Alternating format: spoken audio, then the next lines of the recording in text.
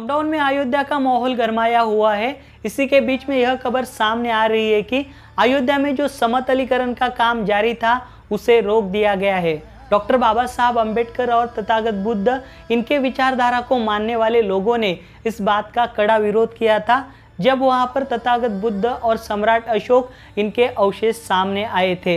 इससे पहले भी यह बात सामने आई थी। 2003 में भारतीय पुरातन विभाग द्वारा अयोध्या में उत्खनन किया गया था, तब भी ऐसे ही अवशेष सामने आए थे, लेकिन इस बात को दबाने की कोशिश की। लेकिन इस बात को विनीत मौर्य नामक व्यक्ति ने उठाना चाहा। विनीत मौर्य ने 3 पिटीशन डाले थे, उन 3 पिटीशन को सुप्रीम कोर्ट द्वारा खारिज किया गया, तो यह बात फिर से सामने आई है। दरअसल यह जो अयोध्या है, यह किसी राम की जन्मभूमि न होकर यह एक साकेत है। साकेत यह प्राचीन बुद्ध नगरी थी। साकेत यह बौद्ध धर्म का बड़ा केंद्र हुआ करता था। जय भीम, नमो बुद्धाय। आप सभी का स्वागत है आपके चहेते चैनल पर, जिसका नाम है बोधिसत्व। हाल ही में यह खबर सामने आई थी कि वियतनाम इस देश में माइसन चैम टेम्पल यहाँ पर, जो कि विश्व धरोहर की सूची में शामिल है, वहाँ पर भारतीय पुरातन विभाग द्वारा उत्खनन किया गया। उत्खनन में 9वीं शताब्दी का शिवलिंग पाया गया। शिवलिंग मिला, इस बात से कोई लेना देना नहीं, लेकिन आज भारतीय पुरातन विभाग भारत में आंखों के सामने जो बौद्ध विरासत दिखाई देती है उसे नज़रअंदाज कर क्यों इतना शिवलिंग पर जोर दे रहा है, यह बात गौर करने वाली है। इससे यह पता चलता है कि खुद भारतीय पुरातन विभाग बुद्ध की धरोहर को बचाना नहीं चाहती। सारे भारत में अयोध्या जो प्राचीन साकेत है, वहाँ मिले अवशेषों की जांच करने की मांग कर रहा था। वहीं दूसरी तरफ भारतीय पुरातन विभाग इस पर चुप्पी साधे बैठा था। फिर कुछ दिनों बाद शिवलिंग मिलने की खबर सामने आई। इस खबर का प्रचार स्वयं विदेश मंत्री द्वारा किया गया, लेकिन अयोध्या पर किसी का भी बयान अब तक सामने नहीं आया। इसी बीच यह खबर सामने आई कि प्रधानमंत्री अयोध्या का भूमि पूजन करने हेतु जाने वाले हैं। यह सारी बातें यह सोचने पर मजबूर करती है कि इन्हें बुद्ध की विरासत से कितनी परेशानी है। इसके बाद लॉकडाउन का असर कम होते ही यह बात सामने आई कि वाराणसी में एक शिवलिंग मिला, लेकिन यह बात कतई हजम करने वाली नहीं है। अब तक जो भी शिवलिंग या फिर काल्पनिक बातें सामने आई थी वह सिर्फ 11वीं शताब्दी तक सीमित थी, मगर अब यह दावा किया जा रहा है कि यह शिवलिंग 3री शताब्दी का है और इसका निर्माण कुषाण साम्राज्य द्वारा किया होगा।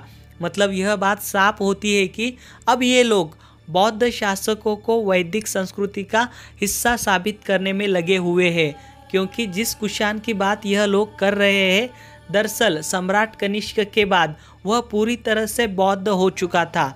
सम्राट अशोक के बाद कनिष्क को सबसे महान सम्राट कहा जाता है, क्योंकि सम्राट अशोक के बाद सबसे बड़ा साम्राज्य कुषाण साम्राज्य था। ईसा पूर्व 78वीं सदी के बाद सम्राट कनिष्क ने बौद्ध धर्म की चौथी संगति में महायान पंथ का निर्माण किया था। यहीं से बौद्ध धर्म में मूर्ति पूजा शुरू हुई थी। इसके बाद उन्होंने बौद्ध धर्म का प्रसार करने हेतु तथागत बुद्ध के जीवन पर आधारित मूर्तियों का निर्माण सारे भारत भर में किया, जिसमें गंधार शैली और मथुरा शैली आती है। कुषाण की राजधानी पुरुषपुर यानी कि आज का पेशावर है। सम्राट अशोक के बाद कनिष्क ने बौद्ध स्तूपों और मूर्तियों का निर्माण कराया। इसलिए हमें पाकिस्तान हो या अफगानिस्तान हो या फिर आधे से ज़्यादा एशिया खंड, वहाँ पर हमें बौद्ध धर्म की विरासत दिखाई देती है। अगर भारतीय पुरातन विभाग यह बात सच साबित करने की होड़ में लगा हुआ है कि वाराणसी में मिले शिवलिंग का निर्माण कुषाण साम्राज्य द्वारा किया गया है, तो आज तक एशिया के उत्तर पश्चिम में जितने भी देश कुषाण साम्राज्य में आते थे, उन देशों में किसी भी शिवलिंग या फिर शैव मतावली के अवशेष क्यों नहीं मिले।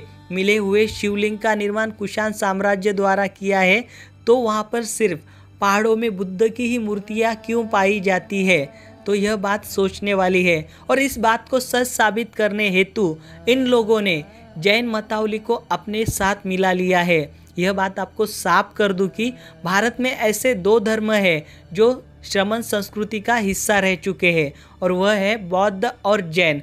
दोनों भी समकालीन थे, मगर आज हम देखते हैं कि कुछ जैन मतावली का झुकाव वैदिक परंपरा की ओर ज़्यादा है। इस बात से यह साबित होता है कि आने वाले दिनों में भारतीय पुरातन विभाग इसी तरह से प्राचीन बौद्ध अवशेषों को नज़रअंदाज करता रहेगा, क्योंकि वर्ण व्यवस्था का आदी हो चुका है, गुलाम हो चुका है।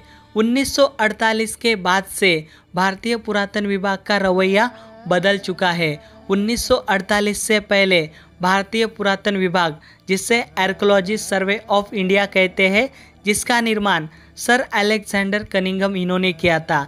तो यह archaeology survey of India Bharat में बुद्ध की खोज किया करती थी, रिसर्च किया करती थी, संशोधन किया करती थी।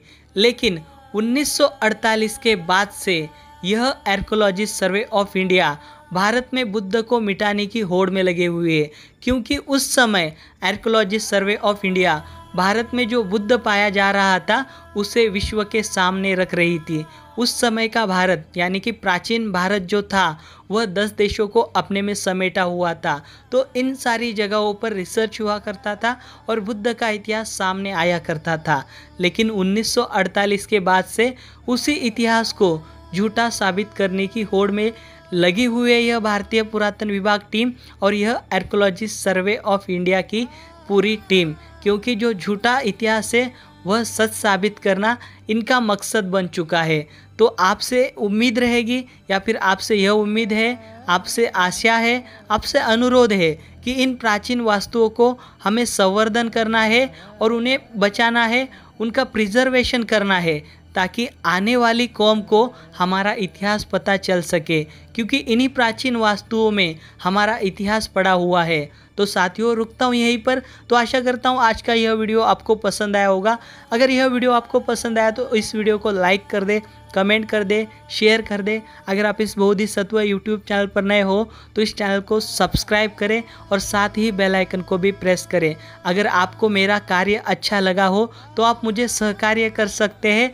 उसके लिए इस बोधिसत्व यूट्यूब चैनल के पेज पे जो ज्वाइन बटन है, ज्वाइन बटन को ज्वाइन करें ताकि मुझे आपकी सहायता मिल सके। तो रुकता हूँ यहीं पर, मिलते हैं नए वीडियो के साथ, नई जानकारी के साथ। तब तक जय भीम, नमो बुद्धाय, जय भारत।